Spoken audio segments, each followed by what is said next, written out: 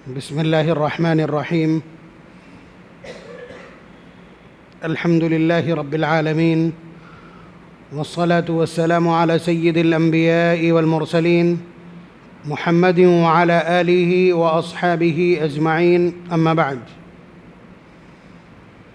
अऊज़ु बिल्लाहि मिनश शैतानिर रजीम। बिस्मिल्लाहिर्रहमानिर्रहीम। फ़कुल्लन अख़ज़ना बिज़ंबिहि फ़मिनहुम मन अख़ज़तहु स्सैहा व मिनहुम मन ख़सफ़ना बिहिल अर्ज़ व मिनहुम मन अग़रक़ना व मा कान अल्लाहु लियज़लिमहुम वलकिन कानू अनफुसहुम यज़लिमून।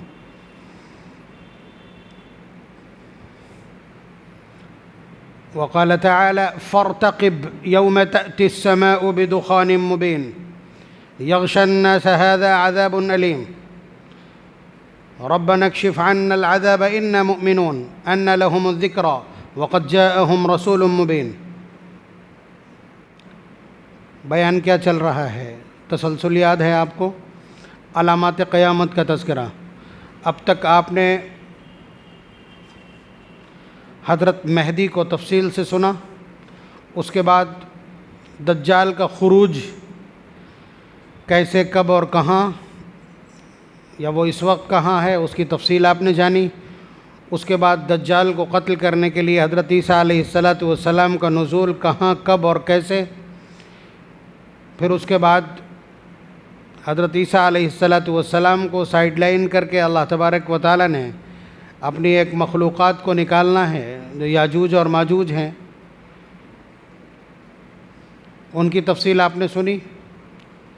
तो अब तक ये कुल 3 बड़ी अलामतें हैं जो आपने सुन ली। हज़रत महदी भी, लेकिन उनको नबी अकरम सल्लल्लाहु अलैहि वसल्लम ने जिन रिवायात में 10 बड़ी निशानियों का तज़किरा किया है, उसमें हज़रत महदी को ज़िक्र नहीं किया। हालांकि जो अल्फाज और ताबीरात अलामात क़यामत को बयान करने के लिए इस्तेमाल की गई हैं, वही ताबीरात हज़रत महदी के लिए भी इस्तेमाल की हैं। तो महदी चूँकि इसी उम्मत के एक खलीफा हैं, उसके बाद वाले जो मामलात हैं वो इंतहाई दर्जे के अहम हैं। एक साहिब किताब पैगंबर का दोबारा से तब्दीली, अपनी हैसियत में, मनसब में तब्दीली करके यहाँ आना, दज्जाल की गैर मामूली मक्कारी और अयारी और शौबदेबाजी, उसके बाद याजूज माजूज का अजीब तरह का हमला आवर होना ज़मीन पर, ये बड़ी अजीब सी चीज़ें हैं। तो हज़रत ईसा अलैहिस्सलातु वस्सलाम की दुआ से, उनके साथियों की दुआ से याजूज माजूज फ़ना होंगे, फिर उनकी लाशें हटाई जाएंगी, फिर उसके बाद ज़मीन को धो दिया जाएगा 40 दिन की मुसलसल बारिश से। उसके बाद बेपनाह बरक़ात इस ज़मीन के ऊपर दिखेंगी। फिर हज़रत ईसा अलैहिस्सलातु वस्सलाम यहाँ 40 साल मौजूद रहेंगे। इस दौरान इस्लाह का काम करेंगे और ऐसा काम करेंगे कि यहाँ कुफ्र नाम की कोई चीज़ बाकी नहीं रहेगी।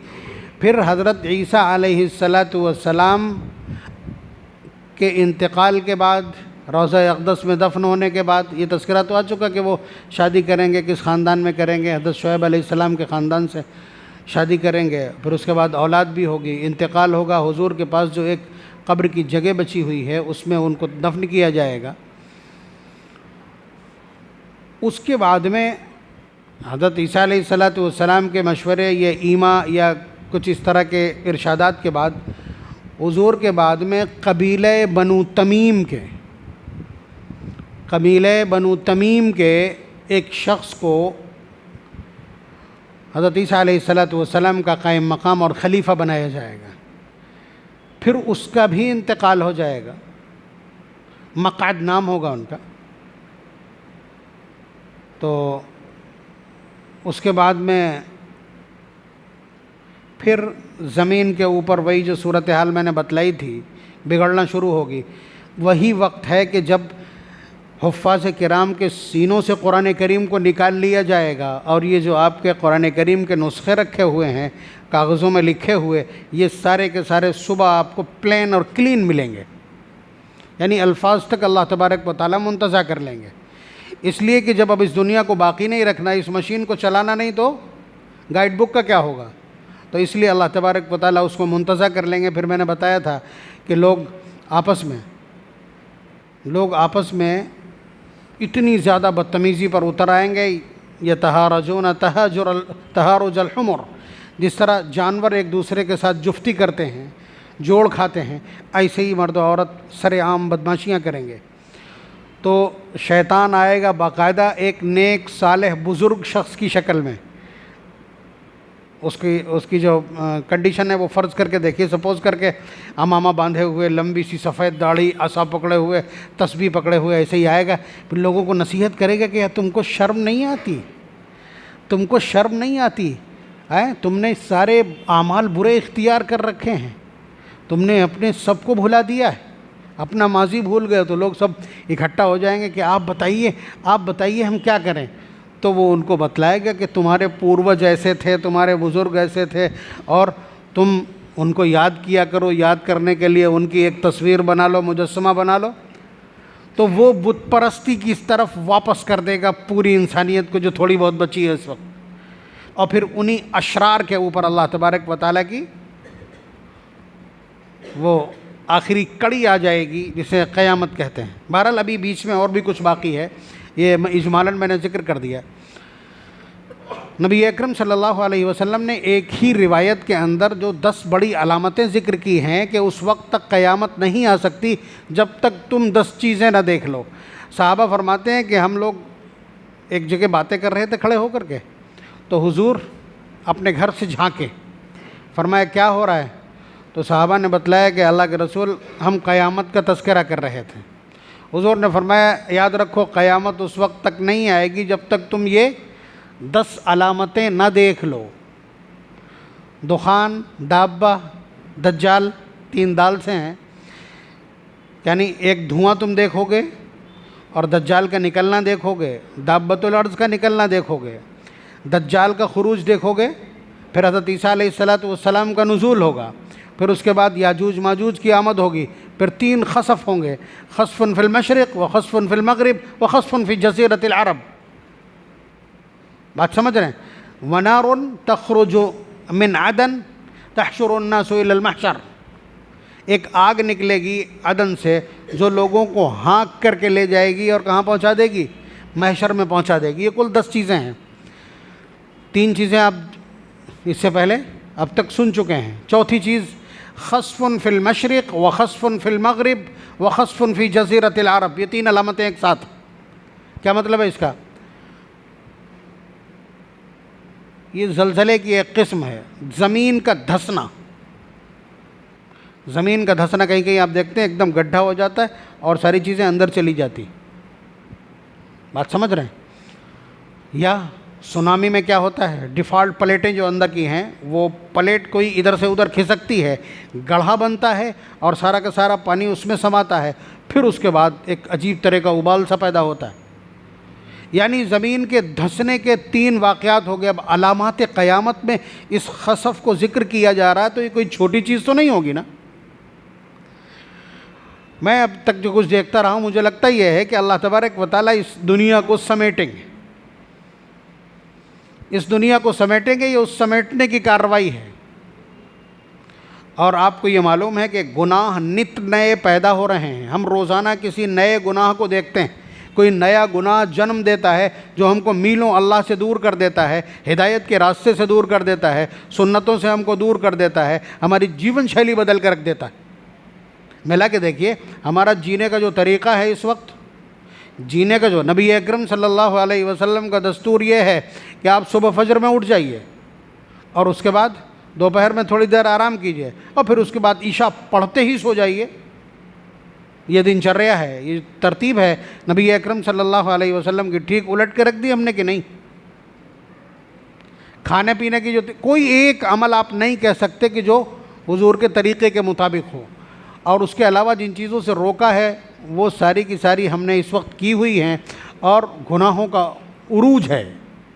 तो जाहिर सी बात है अल्लाह तबारक व तआला ने एक दस्तूर बयान किया है। पारा नंबर 20 का बिल्कुल आखिरी हिस्सा है, आखिर की 3-4 लाइनें हैं, 3-4 आयतें हैं, सूरह अनकबूत की है। अल्लाह ताला फरमाते हैं कि इससे पहले जो कौमें गुज़री हैं उन्होंने जब बदतमीज़ी की है, अलग अलग तरह की बदतमीज़ी थी, हमने अज़ाब भी अलग अलग तरीक़े का भेजा है। तो फरमाते हैं फ़कुल्लन अख़ज़ना बिज़ंबि, हमने उनमें से हर एक को उनके गुनाहों की पादाश में पकड़ा। फ़मिनहुम मन ख़सफ़ना बिहिल अर्ज़, फिर हमने उन पर सज़ाएँ नाफिज़ की हैं, किसी को तो ज़मीन में धंसा दिया। वमिनहुम मन अग़रक़ना, और हमने किसी को डिबो दिया पानी में, कौम नूह। वमिनहुम मन अख़ज़तहु सयहा, और किसी के ऊपर फ़रिश्ते की चीख के ज़रिए से ख़त्म करवा दिया, कौम लूत। या कौम समूद फ़अख़ज़तहुम अस्साइक़तु वहुम यंज़ुरून। तो अल्लाह ताला वेरिएशन बयान कर रहे हैं कि गुनाहों का तरीक़ा अलग था, हमारी सज़ाओं का भी तरीक़ा अलग, और वो सारे गुनाह एक साथ इस वक्त ज़मीन पर मौजूद हैं जो पिछली उम्मतें कर चुकी हैं और उन्हें तबाह किया जा चुका। खुदा की कसम, अगर अल्लाह तबारक व तआला ने हुजूर से ये वादा ना किया होता कि हम तुम्हारी उम्मत को इकलख पिछली उम्मतों की तरह हलाक नहीं करेंगे, पिछलों को तो आप समझिए अल्लाह तबारक व तआला ने ऐसे तबाह किया है कि ऐसे नीचे से जिब्रील अमीन ने नीचे से पानी समेत उठाया पूरी बस्ती को, और आसमान की इतनी बुलंदी तक ले गए हैं कि फ़रिश्तों की आवाज़ें सुनाई देने लगी उन लोगों को, और फिर उसके बाद उसको ला कर के पटक दिया। अल्लाह ताला फरमाते हैं फ़जअलना आलियहा साफ़िलहा, हमने नीचे का ऊपर और ऊपर का नीचे कर दिया। व अमतरना अलैहिम हिजारतम मिन सिज्जीलिम मंदूद, और उन पर फिर हमने बरसाए पत्थर। ये जहाँ से मैं बोल रहा हूँ आप जाकर के डेड सी के पास खड़े होकर के सारी हिस्ट्री पढ़ लीजिए जो कुछ मैं बोल रहा हूँ। ये कौम लूत को पटखा है अल्लाह तबारक व तआला ने, यानी आबादियाँ नीचे और पानी ऊपर। और अल्लाह तबारक व तआला जब कहीं अजाब देते हैं तो फिर वहाँ ज़िंदगी ख़त्म हो जाती है। वो जो डेड सी है, बहरे मय्यत है, छोटा सा इलाका, वो भी इसराइल में ही है। आप समझिए कि वहाँ बाहर से अगर कोई जानवर भी पहुँच जाए, मछली पहुँच जाए तो फ़ौरन मर जाएगी, वहाँ ज़िंदगी नहीं है। पानी आप ज़ुबान पर रख नहीं सकते, रखेंगे ज़ुबान फ़ौरन बतला देगी कि ये इंतहाई दर्जे का जहर है। तो बहरहाल इस तरह अल्लाह तबारक व तआला ने अज़ाब दी। ये भी अज़ाब की एक शक्ल। वमिनहुम मन ख़सफ़ना बिहिल अर्ज़, कि हमने बाज़ को ज़मीन में धंसा दिया है। तो ये धंसाने वाले वाक़या देखिए जुज़वी हैं। अल्लाह तबारक व तआला का गुस्सा तो उसी तरह का है कि सबको तबाह कर दिया जाए, लेकिन अपने हबीब से वादा कर दिया कि तुम्हारी उम्मत की कुल को कुल हम कभी तबाह नहीं करेंगे। जुज़वी एतबार से अज़ाब आते रहेंगे। तो वही होगा कि एक खस्फ़ कहाँ होगा, एक धंसने का बड़ा वाक़या होगा कहाँ, मशरिक़ में। अब दुनिया का मशरिक़ी हिस्सा कौन सा है, यहाँ ज्योग्राफ़ी के स्टूडेंट्स बैठे होंगे, मुझे तो नहीं आती है जोग्राफिया। कल मैंने बहुत नक्शा देखा, तलाश किया, तो हम खुद मशरिक़ में हैं भाई, हम लोग खुद इंतहाई मशरिक़ के करीब करीब हैं। हमारे बाद में चाइना है, फिर उसके बाद मंगोलिया है, और वहीं पर शिमाली कोरिया और जनूबी कोरिया है, ताइवान है ज़्यादा से ज़्यादा। तो ये वाला हिस्सा जो है ना, आपको मालूम है ये सारे के सारे नास्तिक हैं, अल्लाह ताला को ही नहीं मानते हैं। तो ये तो पहले से पीक पे पहुँचे हुए लोग हैं, तो उनके साथ जब और शामिल हो जाएंगे तो ये वाला पूरा हिस्सा, इसका मतलब ये है कि धंसा दिया जाएगा। ये हो गया मशरिक़। और वख़स्फ़ुन फ़िल मग़रिब, और एक इंतहाई मग़रिब में, पश्चिम में धंसने का, खस्फ़ का एक वाक़या पेश आएगा।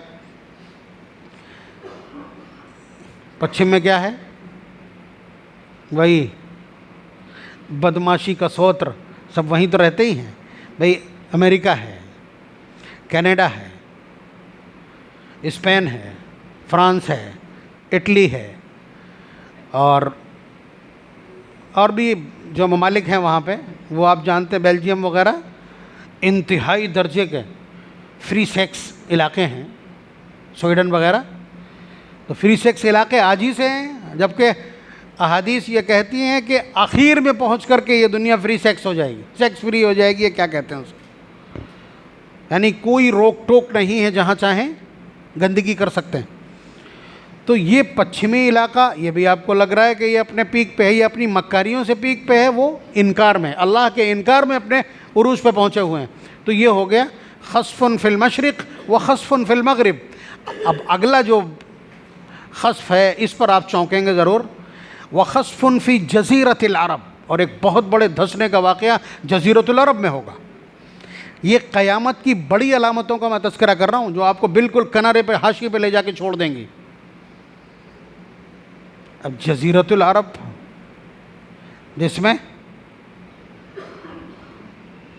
आपको मालूम है यूनाइटेड अरब अमीरात है पूरा का पूरा, जज़ीरतुल अरब का हिस्सा है। बहरैन जज़ीरतुल अरब का हिस्सा है। अलजायर और ट्यूनिस और अम्मान और ये सीरिया, ये सब उसी का हिस्सा है। ये सब उसी जज़ीरतुल अरब का हिस्सा है। यहाँ वाक़या पेश आएगा एक खसफ का, यहाँ अल्लाह तबारक व तआला धंसा देंगे। तो अब ये कितने कितने बड़े खसफ हैं, मैं पूरा हफ्ता लगा दिया इसकी तफसील जानने की, लेकिन तफसीलात मौजूद नहीं। बस मशरिक़ मगरिब जज़ीरतुल अरब, मामला अज़ाब का है, तहक़ीक़ चाहते भी नहीं हैं। अल्लाह तबारक व तआला के इल्म में है, वहीं रहे। तो तीन अलामतें एक साथ ये हैं, ये तीन खसफ होंगे। अब ये आगे पीछे भी हो सकते हैं, एक साथ भी हो सकते हैं, ये अल्लाह तबारक व तआला के इल्म में है। हदीस में इसका कोई इशारा मौजूद नहीं। तो तीन पहले आपने अलामतें, खुरूज दज्जाल, नुज़ूल ईसा, खुरूज याजूज माजूज, तीन वो और तीन ये, 6 हो गई। 7वीं नोट कीजिए। अभी मैंने जिक्र किया था दुखान, हुज़ूर ने फरमाया धुआं। धुआं ये भी बड़ी अलामत है क़यामत की। धुएं को अरबी में कहते हैं दुखान। और आप 25वां पारा जब देखेंगे तो 25वें पारे में एक सूरत है, हामीम वल किताबिल मुबीन इन्ना अंज़लनाहु फ़ी लैलतिन मुबारकतिन इन्ना कुन्ना मुंज़िरीन फ़ीहा युफ़रक़ु कुल्लु अम्रिन हकीम अम्रन मिन इंदिना इन्ना कुन्ना मुरसिलीन रहमतन मिन रब्बिक इन्नहु हुवस समीउल अलीम। ला इलाहा इल्ला हुवा युह्यी व युमीत रब्बुकुम व रब्बु आबाइकुमुल अव्वलीन फ़र्तक़िब यौम तअतिस समाउ बिदुख़ानिम मुबीन। इंतज़ार कीजिए उस वक्त का जब एक बहुत बड़ा वाज़े धुआं तुमको घेर लेगा। इस आयत की इसी में तज़किरा है, यही तज़किरा है उस दुखान का जहाँ तक कुरान करीम का ताल्लुक़ है। बाकी इस आयत की तफसीर में थोड़ा सा हज़रत साहबे किराम 2 हिस्सों में तक़सीम हुए हैं, बल्कि हुए तो 3 हिस्सों में तक़सीम। हज़रत अब्दुल्लाह इब्न मसूद रज़ियल्लाहु तआला अन्हु फरमाते हैं कि इससे वो धुआं मुराद है। ये पहले जान लीजिए कि कोई आदमी अगर हफ्तों का भूखा हो तो उसे कैसा दिखने लगता है? धुंधला दिखने लगता है ना। यहाँ तो एक ही दिन में लोगों को रमज़ान में देखने लगता धुंधला। तो अगर कई दिन का और हफ्तों का भूखा हो तो आदमी को धुंधला दिखने लगता है और धीरे धीरे वो कलर डार्क होता चला जाता है, यहाँ तक कि धुएं जैसा हो जाता है। तो एक बार ऐसा हो चुका है। नबी अकरम सल्लल्लाहु अलैहि वसल्लम के ख़िलाफ़ जब साजिश और बदतमीज़ी हद को पहुँच गई या हद को पार कर गई तो हज़रत साहबा किराम ने फरमाया कि आप इनके लिए बद्दुआ कर दीजिए कि इन पर कहत मुसल्लत हो जाए, फिर ये राइट टाइम होंगे। ऐसा हुआ, अल्लाह तबारक व तआला ने कहत मुसल्लत कर दिया उन पर। और इतना हुज़ूर ने फरमाया कि अल्लाह इन पर वैसा कहत मुसल्लत फरमा दीजिए जैसा हज़रत यूसुफ़ अलैहिस्सलाम की कौम पे फरमाया था। चुनांचे कहत मुसल्लत हो गया, जानवर मरने लगे, यहाँ तक कि उन लोगों ने मुर्दार जानवर सड़े हुए खाना शुरू कर दिए, हड्डियाँ भून कर पीस कर फांकना शुरू कर दी। ये नौबत पहुँच गई तो अबू सुफियान जैसे कमांडर इन चीफ कुफ्र के, वो भी हुजूर के पास आकर के और तमाम कबाइल के लोग आकर के हुजूर से फरियाद करते कि अपनी कौम पर रहम कीजिए और दुआ कर दीजिए कि ये कहत दूर हो जाए। तो उस दौरान उन्हें सिर्फ धुआं ही धुआं दिखता था, धुआं ही धुआं दिखता था। तो अल्लाह तबारक व तआला ने फरमाया कि ठीक है, हम कुछ दिन के लिए इस धुएं को ज़ाइल किए देते हैं, बारिश बरसा दी और राहत इनायत कर दी। इन्ना काशिफुल अज़ाबि क़लीलन इन्नकुम आइदून, अगर हम तुम्हारा ये अज़ाब हटा दें तुम फिर वही हरकतें करने लगोगे जो पहले कर रहे थे। अल्लाह ताला पूछ रहे हैं। तो बहरहाल वो हटा दिया गया। ये हज़रत अब्दुल्लाह इब्न मसूद रज़ियल्लाहु तआला अन्हु फरमाते हैं कि धुएं से ये मुराद है, इसका मतलब ये गुज़र चुका। लेकिन सहाबा की बड़ी जमात, हज़रत अब्दुल्लाह इब्न अब्बास आप जानते हैं तर्जुमानुल कुरान कहलाते हैं, यानी कुरान करीम की तफसीर के सिलसिले में सबसे मजबूत राय हज़रत अब्दुल्लाह इब्न अब्बास रज़ी अल्लाह तआला अन्हु, अब्दुल्लाह इब्न उमर रज़ी अल्लाह तआला अन्हु, खुद हज़रत उमर रज़ी अल्लाह तआला अन्हु, हज़रत अबू हुरैरा रज़ी अल्लाह तआला अन्हु हदीस के पेशवा और कायद। तो इन सब की राय ये है कि ये धुआं अभी बाकी है, ये अलामात क़यामत में से है और ये धुआं छाएगा, ये धुआं छाएगा, इस पूरी फ़ज़ा को घेर लेगा और एक दो दिन नहीं, ये पूरे 40 दिन तक। आप समझिए, आपको भी अंदाज़ा नहीं है, या जो लोग फंस चुके हों इस तरह के, धुआं जब पूरी तरह से भर जाता है और हवा की कोई भी रौ और हवा की कोई भी चाल उसको बहा नहीं रही होती है, जैसे चारों तरफ से कोई कमरा बंद हो और उसमें धुआं भर जाए, तो उसके बाद सांस लेना बंद कर देते हैं कार्बन की वजह से। फेफड़ों का जो ऑटोमेटिक सिस्टम है ये तुरंत सांस लेना बंद कर देता है।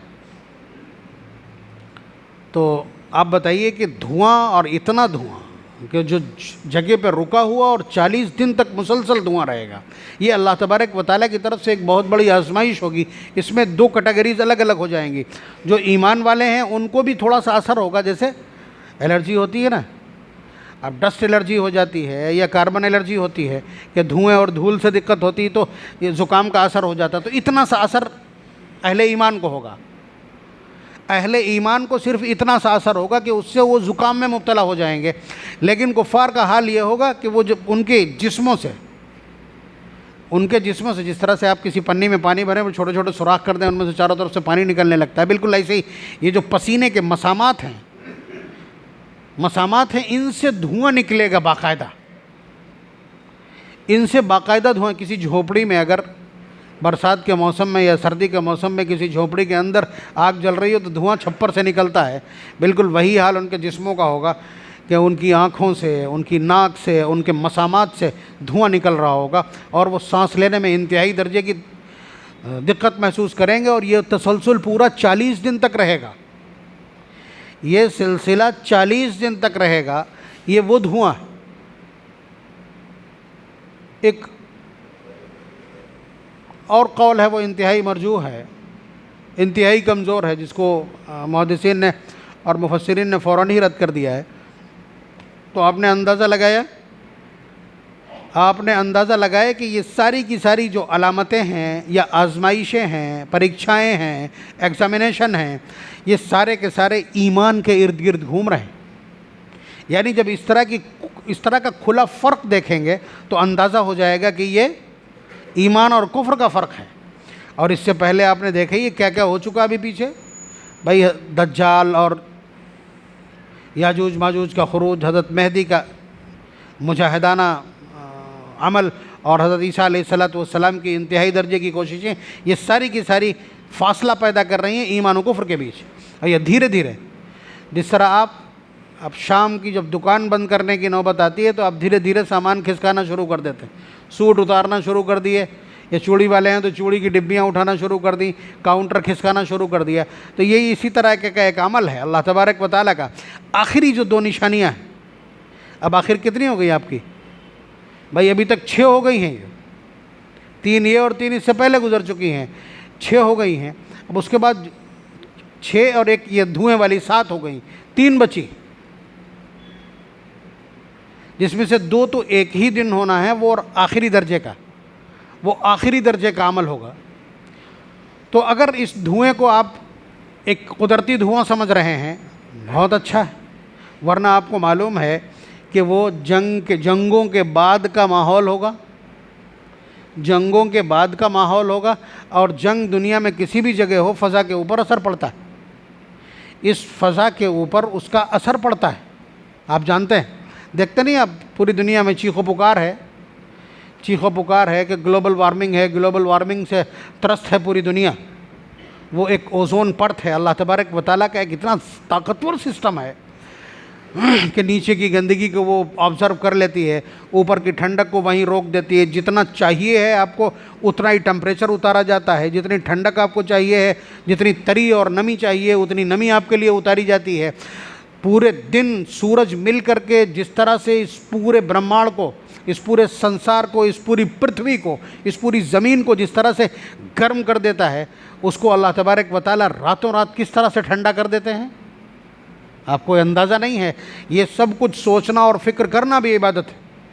इन्ना फ़ी ख़ल्क़िस समावाति वल अर्ज़ि वख्तिलाफ़िल लैलि वन नहारि लआयातिन लिउलिल अलबाब। अल्लाह ताला फरमा रहे रातों का जाना, दिन का आना, सूरज का निकलना और जाना, ये सब अल्लाह तबारक व तआला की निशानियाँ हैं। चाहिए कि इसमें फ़िक्र की जानी चाहिए, फ़िक्र किया करें अक्ल वाले लोग, ईमान वाले लोग। तो ये अल्लाह तबारक व तआला का निज़ाम है। तो हो सकता है जंगों की कसरत, बारूद के कसरत से, यूरेनियम के कसरत से, इस्तेमाल की वजह से धुआं इस दर्जे को पहुंच जाए, उसी को अल्लाह तबारक व तआला एक अज़ाब की शक्ल बना दें, या इस नहज को पहुंच जाए कि इंसानों का हाल ये बना दें। ये तो अल्लाह तबारक व तआला का अपना एक निज़ाम और सिस्टम है, और ये सब कुछ मुतवक्के है। और ये ज़मीन सब की सब अल्लाह तबारक व तआला की अपने इख्तियार में है, अपने इख्तियार में है। जब देखते हैं कि हद से ज़्यादा इसके ऊपर गुनाह हो रहे हैं तो इसको हिला देते हैं, जिसे आप ज़लज़ला कहते हैं, जितना चाहते हैं हिला देते हैं। भाई उन्हें ज़रूरत नहीं है कि कफन लाए जाएं और चारपाइयाँ लाई जाएं, एक बार ज़मीन को हिलाया और सारी ज़ुर्रियत अंदर। भाई इस तरह होता रहा है और होता रहता है, होता रहता है और इसी तरह होना है। और अगर आप इसको समझें कि ये सब कुछ गुनाहों की वजह से होता है, जैसा कि अभी मैंने आयत तिलावत की पारा नंबर 20 सूरह अनकबूत की, कि अल्लाह तबारक व तआला ने पिछली कौमों को उनके अलग अलग जराइम की बुनियाद पर अलग अलग अजाब से हलाक किया है। किसी को धंसाकर, किसी को डिबोकर, किसी को चीख के ज़रिए, किसी को पत्थर मार के। बात समझ रहे हैं? तो ये भी तय है कि ज़लज़ला और ये धंसने के वाक़यात तभी पेश आते हैं जब गुनाह अपनी हद से गुज़र जाते हैं। इस गुनाह पर, इस ज़मीन पर जुल्म होने लगता है, इस ज़मीन पर ताकतवर अपने कमज़ोरों पर बर्बरियत करने लगते हैं। इसकी बानगी देखिए, हज़रत उमर रज़ी अल्लाह ताला अन्हु सारा ज़माना, सारी दुनिया, पूरी ह्यूमन हिस्ट्री और पूरा मानव इतिहास के आधार पर ये बोलने पर मजबूर है कि इतना इंसाफ परवर बादशाह कोई ज़मीन पर नहीं गुज़रा, इतना इंसाफ पसंद रूलर और शासक कोई ज़मीन पर नहीं गुज़रा हज़रत उमर रज़ी अल्लाह ताला अन्हु जैसा। उनके ज़माने में ज़लज़ला आने लगा, यानी ज़मीन हिलने लगी। तो आप अंदाज़ा लगाइए, आप कहते हैं ये कुदरत का निज़ाम है, अंदर जो प्लेटें हैं उनके खुर्द-बुर्द होने से ऐसा होता है। लेकिन याद रखिएगा, उनके पीछे आदेश और ऑर्डर का जो लॉजिक और रीज़न होता वो क्या होता है, वो वहाँ से भी पता चलता है। हज़रत उमर रज़ी अल्लाह ताला अन्हु ज़मीन पे बैठे हुए थे और उसी बीच ज़मीन हिली, अंदाज़ा लग गया कि ज़लज़ला है। और उसके बाद इस तरह से कोड़ा उठा करके ज़मीन पर इस ज़ोर से मारा है और ये फरमाया, क्या मैंने तेरे सीने के ऊपर इंसाफ कायम नहीं किया? तू हिल क्यों रही है? तू हिल क्यों रही? यानी हिलती तो तब है जब जुल्म और जबर होता है ज़मीन के ऊपर, अदालतें झूठ बोलने लगती हैं, अदालतें जुल्म करने लगती हैं, इंसाफ ताक पर रख दिया जाता है, ताकत का जादू बोलने लगता है, तब ये तमाशा होता है, तब ज़लज़ले आते हैं। तू हिल क्यों रही है? इस ज़ोर से कोड़ा मारा है कि ज़लज़ला थम गया।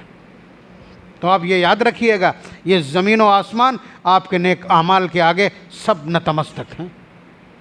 नेक आमाल की कीमत यह है, ज़मीन पर अगर आप हालात अच्छे रखते हैं तो इस ज़मीन की बिसात नहीं है, ना अल्लाह तबारक व तआला का हुक्म देंगे। जब वो हुक्म नहीं देंगे तो ये ज़मीन ज़लज़ले से आशना कैसे हो सकती? तो हमारे ईमान की, हमारे आमाल की कीमत है कि ये जहान रंगोबू अपनी असली हालत पर कायम रहेगा, इसकी हर चीज़ नफ़ा बख्श रहेगी। हज़रत ईसा अलैहिस्सलाम के ज़माने में गुनाह ख़त्म हो जाएंगे, गुनाह ख़त्म हो जाएंगे। आप समझिए कि सांप डसना, काटना बंद कर देगा, बिच्छू डसना बंद कर देगा। आदमी शेर, ये अल्फाज हैं रिवायत के, आदमी शेर के पास से गुजरेगा और वो हुज्जत नहीं करेगा। इंसानों के दरवाज़ों के ऊपर शेर मौजूद होगा और हुज्जत नहीं करेगा। तो आप अंदाज़ा लगाइए, ये सारी चीज़ें हैं, ये सारी चीज़ें आमाल सालिहा से थम जाया करती। हज़रत उमर इब्न अब्दुल अज़ीज़ रहमतुल्लाह अलैह, वो तो सहाबी भी नहीं हैं, उनके ज़माने में बकरी और भेड़िया एक घाट पर पानी पीते थे। मतलब इन्हें तारीख़ ने बाकायदा नकल किया, महफूज हैं। तो आप ये अंदाज़ा याद रखिए कि आज भी हम अगर मुआशरे को दुरुस्त कर लेंगे तो चीज़ें बिगड़ना बंद हो जाएंगी। ये अल्लाह तबारक व तआला का एक निज़ाम है। अल्लाह तबारक व तआला हम सबको समझ और बसीरत इनायत फरमाए। फितनों से बचने के लिए हमें क़ुव्वत, ईमानी गैरत, साबित कदमी और इस्तिक़ामत इनायत फरमाए। व आखिर दावाना अनिल हम्दुलिल्लाहि रब्बिल आलमीन।